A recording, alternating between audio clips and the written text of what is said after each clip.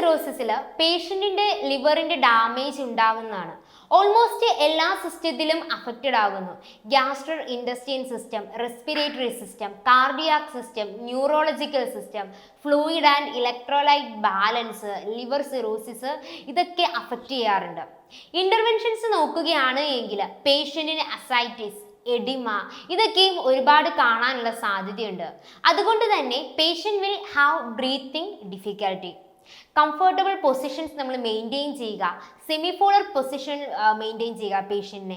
അതുപോലെ പേഷ്യൻറ്റിൻ്റെ wait daily നമ്മൾ check ചെയ്യുക, പേഷ്യൻറ്റിൻ്റെ അബ്ഡോമിനൽ അളവ് നമ്മൾ മെഷർ ചെയ്യുക, അബ്ഡോമിനൽ ട്രാപ്പിങ്, ദെൻ അല്ലെങ്കിൽ ഷണ്ണിങ് പ്രൊസീജിയർ നമുക്ക് സീവിയർ കേസസിൽ അതൊക്കെ നമ്മൾ ചെയ്യാറുണ്ട്.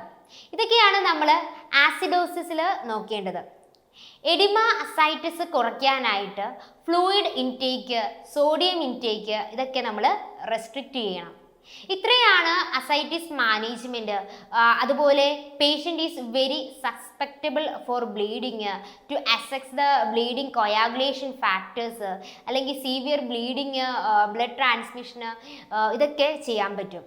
പിന്നെ വിറ്റാമിൻ കെയിൻ്റെ ഇൻടേക്ക് ചെയ്യാം. ഡയറ്ററി മാനേജ്മെൻറ്റ് നോക്കുകയാണ് എങ്കിൽ പേഷ്യൻറ്റിന് ഹൈ പ്രോട്ടീൻ ആയിട്ടുള്ള ഫുഡ് നമ്മൾ പ്രൊവൈഡ് ചെയ്യുക. അതുപോലെ തന്നെ പേഷ്യൻറ്റിന് ആൻറ്റാസിഡ്സ് നൽകുക, അതുപോലെ പേഷ്യൻറ്റിന് ലാക്ടോസ് കൊടുക്കുക, ദെൻ മെഡിക്കേഷൻസിൽ ആൻറ്റിബയോട്ടിക്സ് കൊടുക്കുക. ന്യൂറോളജിക്കൽ ഡിസ്ഫങ്ഷൻസ് ഉണ്ടാകാനുള്ള സാധ്യതയുണ്ട്. അതുപോലെ ആൽക്കഹോളിക്, സ്മോക്കിങ് ഇതൊക്കെ പൂർണ്ണമായിട്ടും ക്വിറ്റ് ചെയ്യാൻ തന്നെ പറയുക. ഇതൊക്കെയാണ് നമ്മൾ ഇവിടെ ശ്രദ്ധിക്കേണ്ട കാര്യങ്ങൾ.